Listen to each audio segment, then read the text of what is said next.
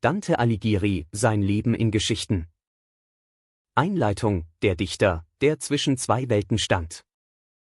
Wenn man durch die engen Gassen des mittelalterlichen Florenz spaziert, könnte man ihn sich vorstellen. Einen kleinen Mann mit ernstem Gesicht, in schlichte Gewänder gekleidet, der mit gesenktem Kopf durch die Menge geht.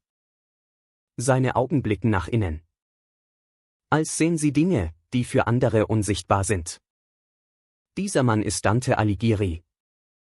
Und er trägt bereits das gesamte Universum in sich. Noch bevor er eine einzige Zeile seiner göttlichen Komödie geschrieben hat. Dante wurde im Jahr 1265 in Florenz geboren. Zu einer Zeit, als Italien noch nicht als geeintes Land existierte. Es war eine Welt voller Konflikte. Kaiser gegen Papst. Eine Stadt gegen die andere. Nachbar gegen Nachbar. In dieser zerrissenen Welt wuchs ein Dichter heran, der später als der letzte Dichter des Mittelalters und der erste Dichter der Neuzeit bezeichnet werden sollte. Sein Leben war eine Achterbahn der Gefühle. Unerfüllte Liebe, politischer Aufstieg, dramatischer Fall, jahrelanges Exil. Und schließlich ein Werk, das die Literaturgeschichte für immer verändern würde. Aber beginnen wir am Anfang. Die Kindheit in Florenz, der Junge, der seine Mutter verlor. Stellt euch ein 5 Jahre altes Kind vor, das am Bett seiner sterbenden Mutter sitzt. Die Mutter, Bella genannt, war zart und schön. Und der kleine Durante. Dante war nur ein Spitzname. Liebte sie über alles. Nun liegt sie da, ihr Gesicht ist blass. Ihre Hand fühlt sich kalt an. Und sie spricht leise Worte, die das Kind nicht ganz versteht. Dann ist sie fort. Dieser frühe Verlust prägte Dante für sein ganzes Leben. Sein Vater, Alighiero dei Bellinzione, war ein Mann des Geldes. Er verlieh es gegen Zinsen, was die Kirche zwar verbot, aber viele trotzdem taten. Er war kein reicher Mann, aber auch nicht arm. Die Familie gehörte zum niederen Adel. Zu jenen verarmten Adelsfamilien, die stolz auf ihre Herkunft waren, aber kaum noch etwas davon hatten. Nach Bellas Tod heiratete der Vater erneut eine Frau namens Lapa dei Chiarissimo Cialoffi. Sie schenkte Dante 2 Halbgeschwister, Francesco und Tana. Aber die neue Familie konnte die Lücke nicht füllen, die der Tod der Mutter gerissen hatte. Dante zog sich oft zurück, las in den wenigen Büchern, die der Haushalt besaß, und träumte sich in andere Welten. Mit etwa 12 Jahren, so war es damals üblich, wurde Dante mit Gemma dei Manetto Donati verlobt. Es war eine reine Geschäftssache. 2 Familien, die sich durch eine Heirat verbinden wollten. Von Liebe war keine Rede. Der Vertrag wurde am 9. Januar 1277 vor einem Notar unterzeichnet. Dante war 11, Gemma wahrscheinlich noch jünger. Das war das erste Mal, dass sein Leben von der Politik der Familien bestimmt wurde. Es sollte nicht das letzte Mal sein. Die Schule und der Lehrer, wer prägte den jungen Dante? Dante war ein neugieriges Kind. Er wollte alles wissen. Wie ist die Welt entstanden? Was sind Sterne? Warum gibt es Gutes und Böses? In der Schule, wahrscheinlich einer Klosterschule in Florenz, lernte er Latein, die Sprache der Gebildeten, und ein wenig Grammatik. Aber das war ihm nicht genug. Sein wichtigster Lehrer wurde ein Mann namens Brunetto Latini. Brunetto war Gelehrter, Dichter und Notar. Also ein hoch angesehener Mann. Er hatte in Frankreich gelebt und brachte neue Ideen aus Paris mit. Als er Dante traf, erkannte er sofort: Dieser Junge ist etwas Besonderes. Brunetto nahm Dante unter seine Fittiche.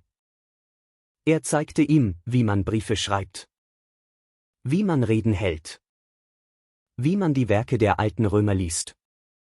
Vor allem aber lehrte er ihn, stolz zu sein auf das, was man selbst denkt. Und keine Angst vor neuen Ideen zu haben.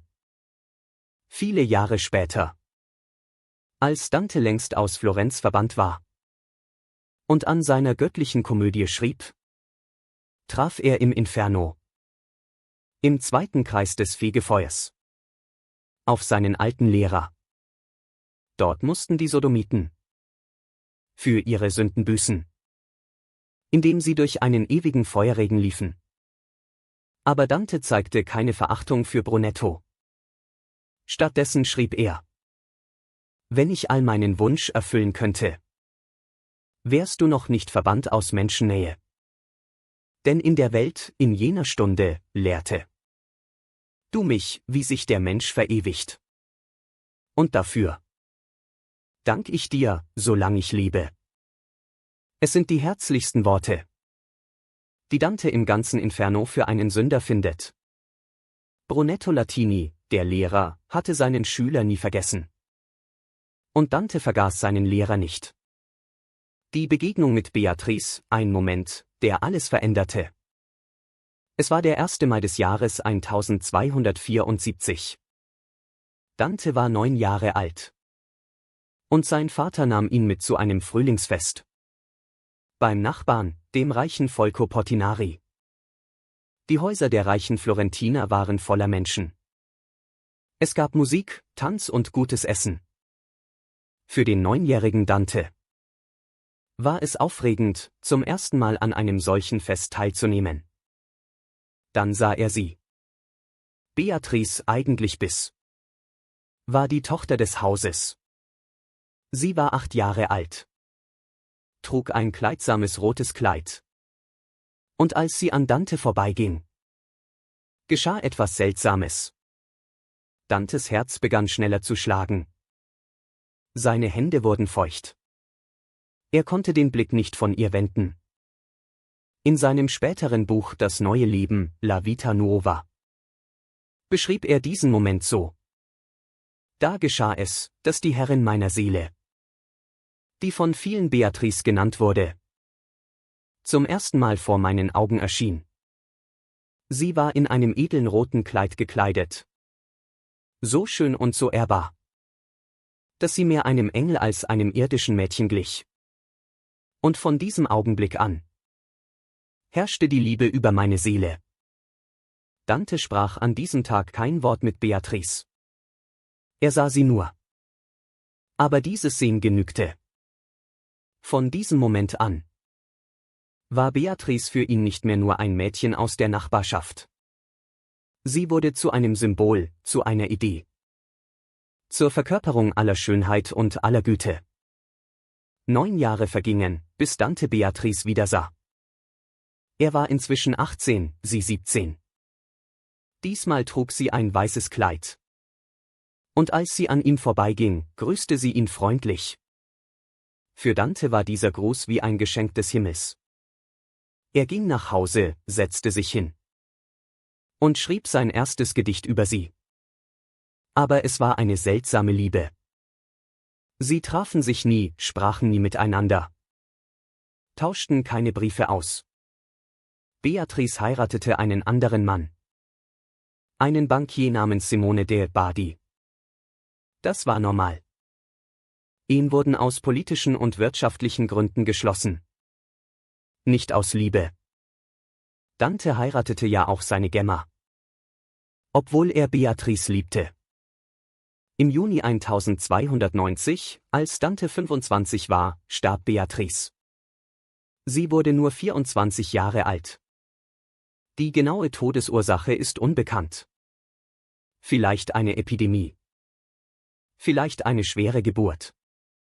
Dante war am Boden zerstört. Er weinte, schlief nicht, aß nicht. Freunde sorgten sich um ihn. Aber dann begann er zu schreiben. Er sammelte all seine Gedichte über Beatrice und verband sie mit erklärenden Texten. So entstand Das neue Leben. Eines der schönsten Liebesbücher der Weltliteratur. Beatrice war tot. Aber in Dantes Herzen und in seinen Versen lebte sie weiter. Und sie sollte eines Tages wiederkehren.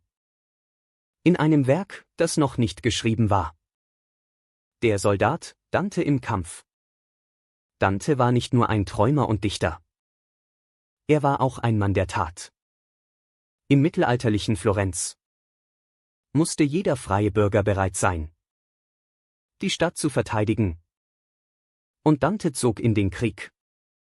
Am 11. Juni 1289, er war 24 Jahre alt, ritt er als berittener Soldat in die Schlacht von Campaldino. Es war ein heißer Tag. Und die Staubwolken, die von den Pferden aufgewirbelt wurden, verdunkelten die Sonne. Auf der einen Seite standen die Florentiner Guelfen, zu denen Dante gehörte. Auf der anderen Seite die Ghibellinen von Arezzo. Dante kämpfte in der ersten Reihe. Er hörte das Schreien der Männer, das Klirren der Schwerter, das Wiehern der verletzten Pferde. Er sah Männer sterben, direkt neben sich.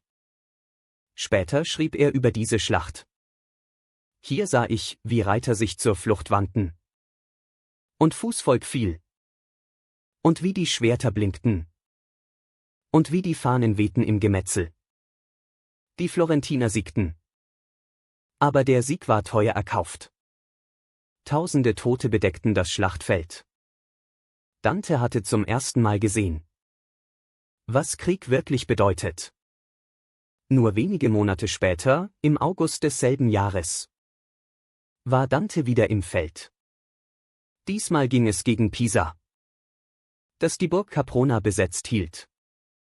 Die Florentiner belagerten die Burg.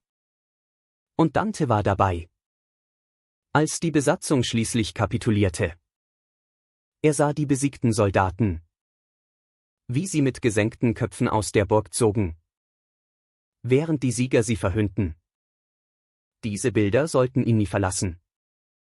Als er später das Inferno schrieb, tauchten sie wieder auf.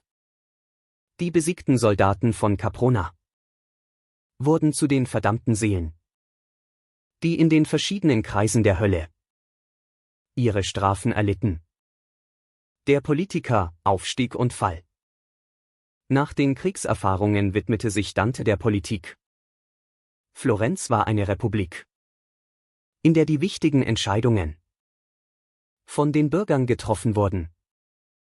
Zumindest von den reichen Bürgern, die Mitglied in einer der 7 Zünfte waren. Dante trat der Ärzte- und Apothekerzunft bei. Warum gerade diese? Nun, Apotheken waren damals auch Orte, an denen Bücher verkauft wurden.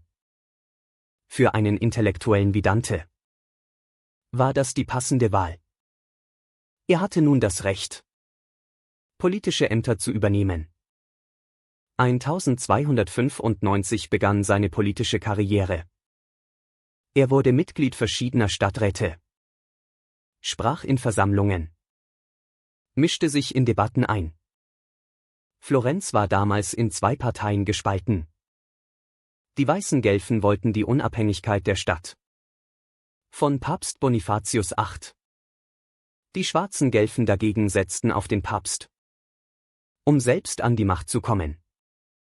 Dante stand auf der Seite der Weißen. Am 15. Juni 1300 erreichte er den Höhepunkt seiner politischen Laufbahn. Er wurde einer der 6 Prioren, der höchsten Regierungsbeamten von Florenz. Für 2 Monate, bis zum 15. August, war er einer der mächtigsten Männer der Stadt. Es war eine schwierige Zeit. Die Spannungen zwischen Weißen und Schwarzen wurden immer größer. Dante und seine Kollegen versuchten zu vermitteln. Aber es gelang ihnen nicht. Sie verbannten sogar einige Anführer beider Parteien aus der Stadt. Darunter Dantes besten Freund, den Dichter Guido Cavalcanti. Cavalcanti starb kurz darauf im Exil. Das sollte Dante nie verzeihen, obwohl er selbst dafür gestimmt hatte. Im Jahr 1301 eskalierte die Situation. Papst Bonifatius VIII. schickte den französischen Prinzen Karl von Valois nach Florenz. Angeblich um Frieden zu stiften. Die Weißen misstrauten ihm. Zu Recht, wie sich zeigen sollte. Dante wurde zusammen mit 2 anderen Gesandten nach Rom geschickt, um mit dem Papst zu verhandeln. Es war eine Falle. Während er in Rom war, marschierte Karl von Valois in Florenz ein.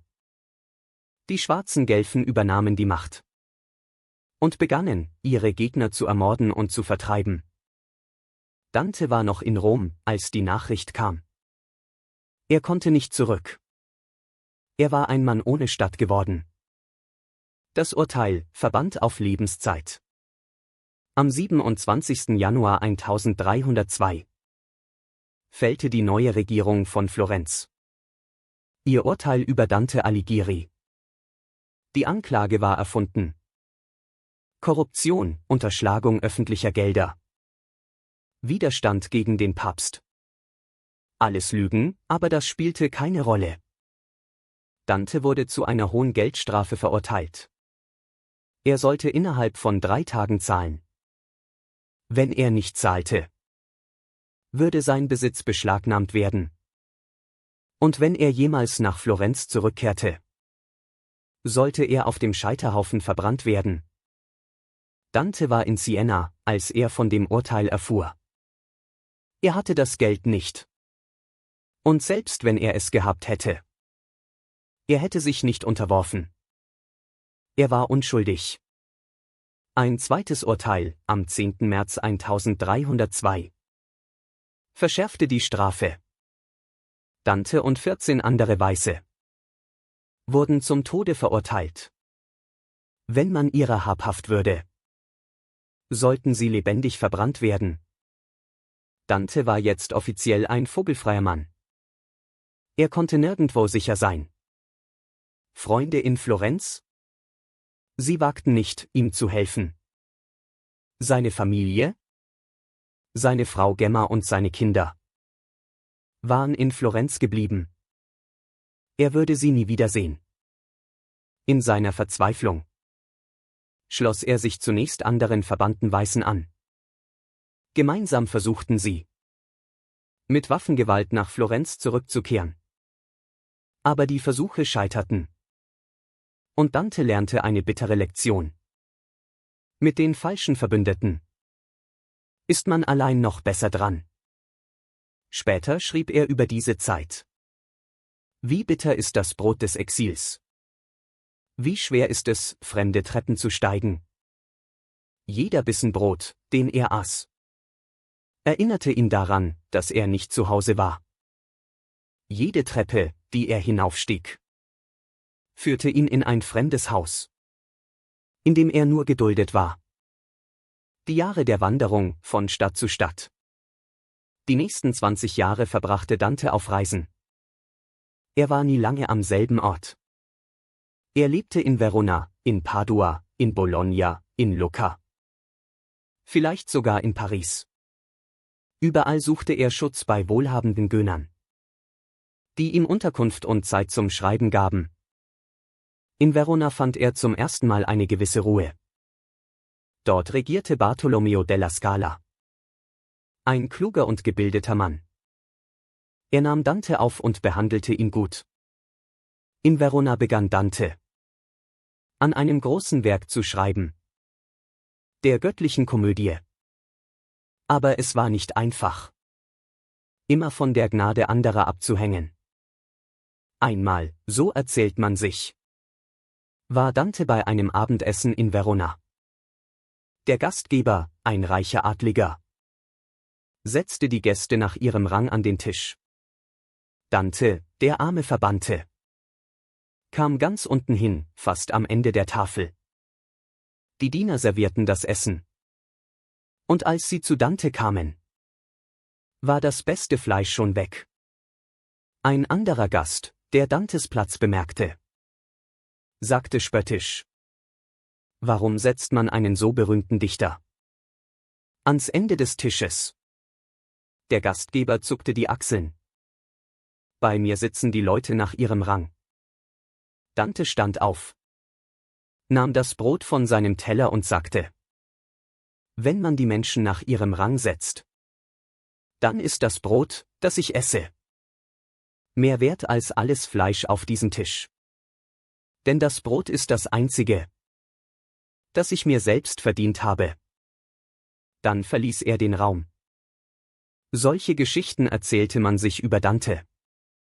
Sie zeigen einen Mann, der stolz war.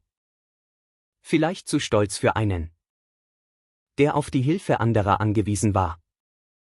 Aber dieser Stolz half ihm, nicht zu verzweifeln. Der Kaiser und die letzte Hoffnung. Im Jahr 1308 geschah etwas, das Dantes Hoffnungen neu belebte. Heinrich von Luxemburg wurde zum Kaiser des Heiligen Römischen Reiches gewählt. Heinrich VII., wie er genannt wurde, zog nach Italien, um Ordnung in das zerrissene Land zu bringen. Für Dante war Heinrich der Erlöser, der von Gott gesandte Friedensbringer. Endlich, so glaubte er, würde die Ordnung wiederhergestellt. Würden die verbannten Weißen nach Florenz zurückkehren können. Würde Gerechtigkeit herrschen.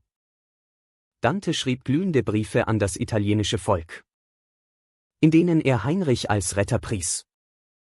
Er verfasste eine politische Abhandlung, De Monarchia, über die Monarchie, in der er bewies, dass der Kaiser seine Macht direkt von Gott habe und nicht vom Papst. Es war eine Kampfschrift gegen den Papst, der sich immer in die Politik einmischte. Dante reiste zu Heinrich, wahrscheinlich um ihn zu treffen. Er wollte dem Kaiser persönlich seine Aufwartung machen und ihn bitten, Florenz zu bestrafen. Heinrich belagerte Florenz tatsächlich. Dante, der am Rande des Geschehens stand, muss gehofft haben: Jetzt wird es geschehen. Jetzt werde ich zurückkehren können. Aber es geschah nicht. Die Florentiner verteidigten ihre Stadt verbissen. Und Heinrich hatte nicht genug Truppen. Er gab auf und zog weiter nach Süden. Am 24. August 1313 starb er unerwartet. Man munkelte, er sei vergiftet worden. Mit ihm starb Dantes letzte politische Hoffnung. Die Gnade, die keine war, das Angebot aus Florenz. 2 Jahre später, 1315, kam ein Angebot aus Florenz. Die Stadt bot den Verbannten eine Amnestie an.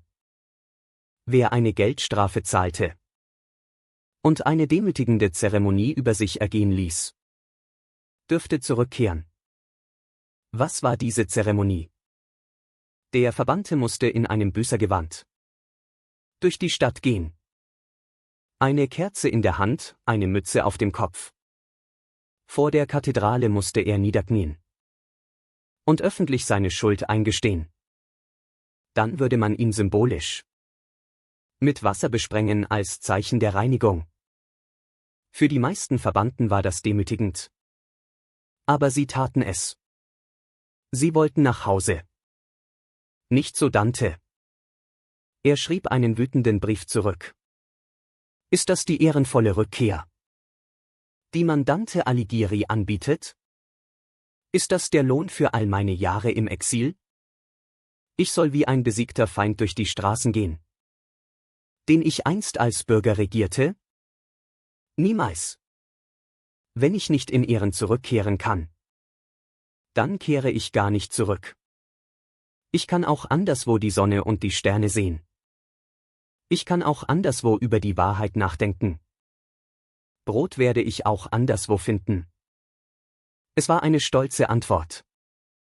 Aber es war auch die Antwort eines Mannes, der genau wusste: Wenn ich dieses Angebot annehme, bin ich nicht mehr ich selbst. Ich bin nicht mehr der Dichter, der die Wahrheit sagt. Ich bin ein gedemütigter Bittsteller.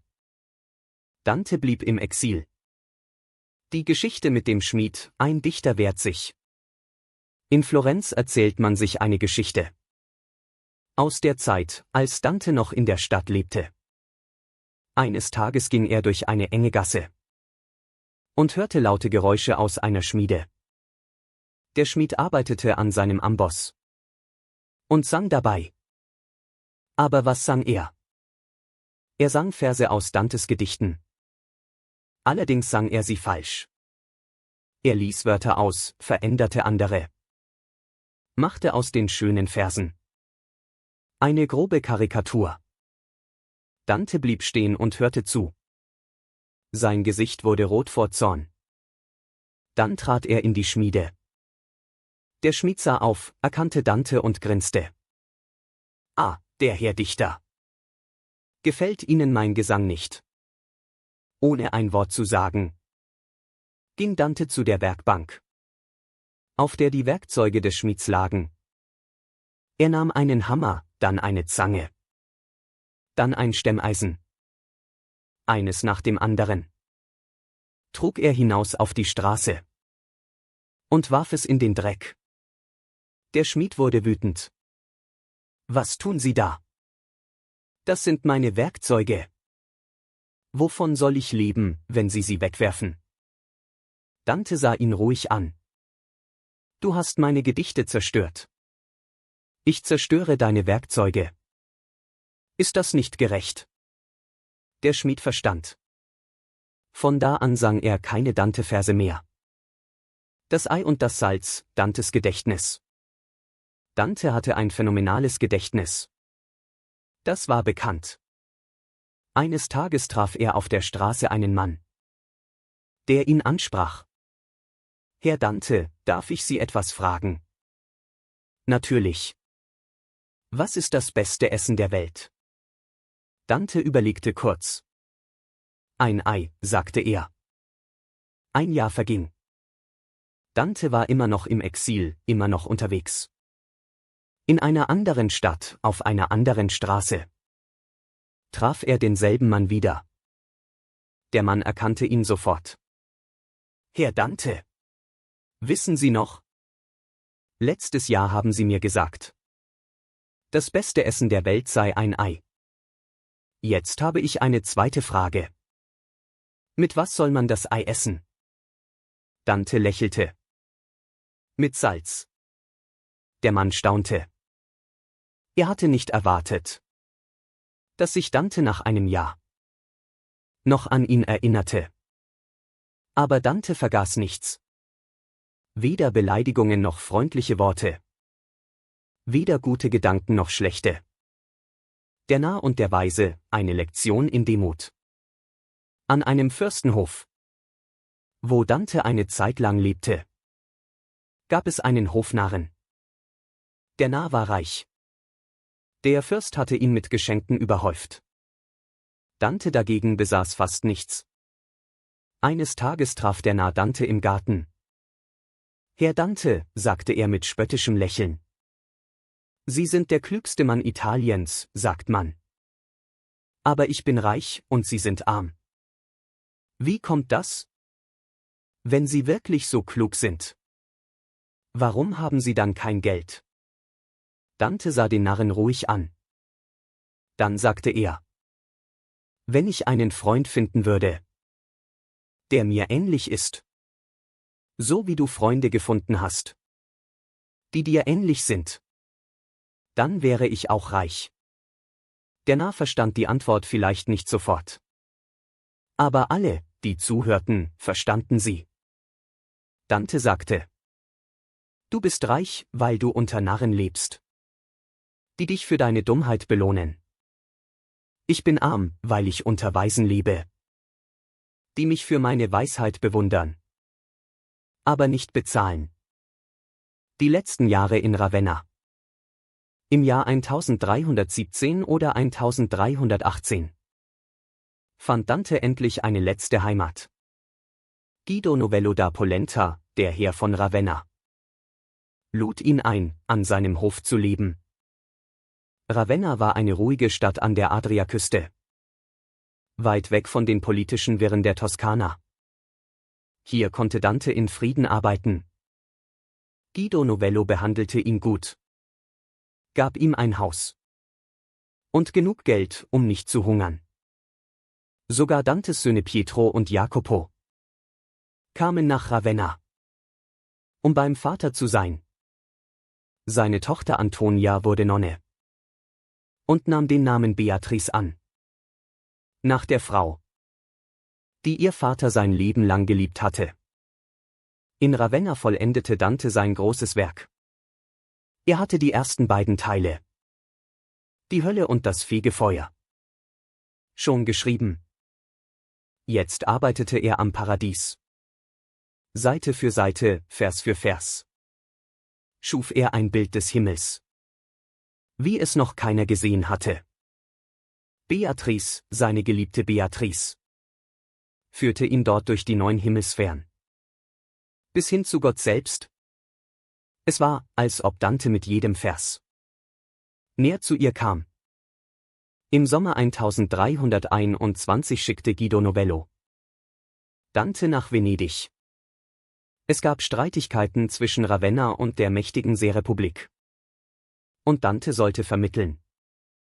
Er reiste durch die heiße, sumpfige Landschaft der Po-Ebene, verhandelte in Venedig und machte sich dann auf den Rückweg. Der Tod in der Lagune. Die Reise zurück nach Ravenna führte durch die Lagunen und Sümpfe. Es war September, aber noch immer heiß. Mückenschwärme tanzten über dem Wasser. Dante, müde von der Reise und den Verhandlungen, spürte, wie ihn das Fieber schüttelte. Malaria. Als er in Ravenna ankam, war er schon schwer krank. Er legte sich ins Bett und stand nicht wieder auf. Seine Söhne waren bei ihm. Seine Freunde kamen, um Abschied zu nehmen. In der Nacht vom 13. auf den 14. September 1321 starb Dante Alighieri. Er war 56 Jahre alt. Man begrub ihn in der Kirche San Pier Maggiore in Ravenna. Es war ein einfaches Grab, so wie es einem Verbannten zusteht. Aber die Menschen in Ravenna wussten, wen sie da begruben. Sie hatten den größten Dichter Italiens in ihrer Mitte gehabt. Die tote Hülle, ein seltsames Nachspiel. Aber das war noch nicht das Ende von Dantes irdischer Reise. Jahrhunderte später, im Jahr 1513, bat Florenz um die Rückgabe seiner sterblichen Überreste. Der Papst, ein Medici aus Florenz, unterstützte die Bitte. Die Mönche in Ravenna, die Dantes Grab bewachten, waren in einer Zwickmühle. Sie wollten den Leichnam nicht herausgeben. Also gruben sie ihn in einer stürmischen Nacht heimlich aus und versteckten ihn in einer Mauer des Klosters. Jahre vergingen, Jahrzehnte, Jahrhunderte. Man suchte nach Dantes Gebeinen. Aber niemand fand sie. Die Mönche starben. Und das Geheimnis starb mit ihnen. Erst 1865, als man den 600. Geburtstag Dantes feierte, machten Bauarbeiter eine seltsame Entdeckung. In einer Mauer des Klosters fanden sie einen Holzkasten. Darauf stand in verwitterten Buchstaben: Dantes Ossa, Dantes Gebeine. Man hatte ihn gefunden. Den Dichter, der so lange versteckt gewesen war. Heute ruht Dante in einem schönen Grabmal in Ravenna. Viele Menschen besuchen es jedes Jahr. In Florenz, seiner Heimatstadt, steht ein prächtiges leeres Grab in der Kirche Santa Croce. Touristen stehen davor und wissen oft nicht: hier liegt niemand. Dante ist in Ravenna, wo er starb. Wo er endlich Frieden fand. Der Dichter und sein Werk. Was aber bleibt von Dante? Natürlich sein Werk. Die göttliche Komödie. Dieses gewaltige Gedicht in 3 Teilen, in dem er durch Hölle, Fegefeuer und Paradies reist. Es ist eine Reise durch das Jenseits. Aber eigentlich ist es eine Reise durch das Diesseits. Denn jeder, dem Dante begegnet, ist ein Mensch, den er kannte. Oder von dem er gehört hatte. Politische Gegner landen in der Hölle. Freunde im Paradies. Es ist Dantes Rache an denen, die ihm Unrecht getan hatten. Aber es ist mehr als Rache. Es ist der Versuch, Ordnung in eine chaotische Welt zu bringen. Die Hölle ist streng geordnet. Je schwerer die Sünde, desto tiefer der Kreis. Vom Fegefeuer führt ein Weg nach oben. Immer näher zu Gott. Und das Paradies ist reines Licht, reine Liebe. Dante schrieb dieses Werk nicht auf Latein, der Sprache der Gelehrten. Er schrieb es auf Italienisch, in seinem toskanischen Dialekt. Das war revolutionär. Bis dahin hatte niemand ein ernstes Werk in der Sprache des Volkes geschrieben. Dante zeigte, dass man auch in dieser Sprache große Kunst schaffen kann. Sein Werk wurde so berühmt, dass der toskanische Dialekt zur Grundlage der italienischen Hochsprache wurde. Noch heute sprechen die Italiener im Grunde Dantes Sprache. Eine letzte Geschichte, der Weg zur Hölle. Als Dante das Inferno schrieb, so erzählt man sich, verbreiteten sich seltsame Gerüchte in Ravenna. Die Leute sagten, der Dichter sei nachts verschwunden. Niemand wisse, wohin er gehe. Aber am nächsten Morgen fand man ihn oft bleich und erschöpft in seinem Zimmer. Einmal fragte ein neugieriger Nachbar: Herr Dante, wo waren Sie letzte Nacht? Ich habe Sie um Mitternacht fortgehen sehen. Dante sah ihn an. Ich war in der Hölle. Der Nachbar erschrak. In der Hölle? Aber, kann man denn von dort zurückkehren? Dante lächelte. Wenn man Gedichte schreiben will, muss man schon einmal hingegangen sein. Sonst weiß man nicht, wovon man spricht. Vielleicht ist das die beste Beschreibung von Dantes Leben. Er ging durch die Hölle des Exils, durch das Fegefeuer der Sehnsucht und erreichte schließlich im Schreiben das Paradies. Sein Leben war hart, aber seine Kunst war groß. Dante Alighieri starb als Verbannter. Aber er lebt als einer der größten Dichter der Weltgeschichte. Und wenn man heute durch Florenz geht, durch Ravenna, durch Verona, überall spürt man ihn. Den kleinen Mann mit dem ernsten Gesicht, der durch die Gassen ging und das ganze Universum in sich trug.